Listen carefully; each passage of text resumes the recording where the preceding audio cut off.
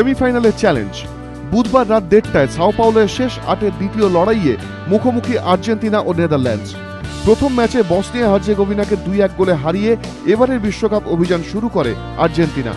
Man marking সত্ত্বেও জয়সূচক গোলটি কিন্তু আসে মেসির পা থেকেই।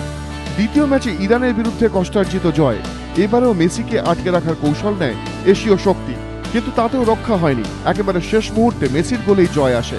পরের ম্যাচে নাইজেরিয়াকে 3-2 গোলে হারিয়ে শেষ ষোলোয় পৌঁছন সাবেয়ার ছেলেরা। প্রি কোয়ার্টারে সুইজারল্যান্ডকে 1-0 হারায় অ্যালবি সেলেস্তে। কোয়ার্টার ফাইনালে রেড ডেভিলদের 1-0 গোলে হারিয়ে শেষ চারে পা। অন্যদিকে স্পেনকে 5-1 উড়িয়ে এবারে বিশ্বকাপ অভিযান শুরু নেদারল্যান্ডসে। দ্বিতীয় ম্যাচে অস্ট্রেলিয়ার বিরুদ্ধে 3-2 ব্যবধানে জয়। চিলিকে 2 গোলে হারিয়ে গ্রুপ চ্যাম্পিয়ন হয়ে দ্বিতীয় পর্বে পৌঁছন রবেন ফন পার্সিরা।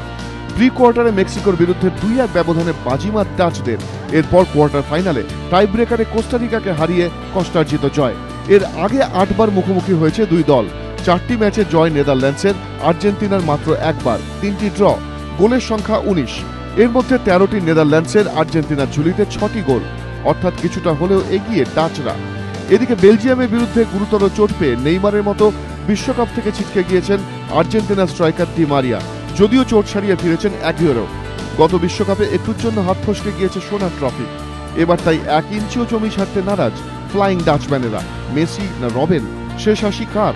জানতে মুখিয়ে রয়েছে ফুটবল বিশ্ব। এবিপি আনন্দ।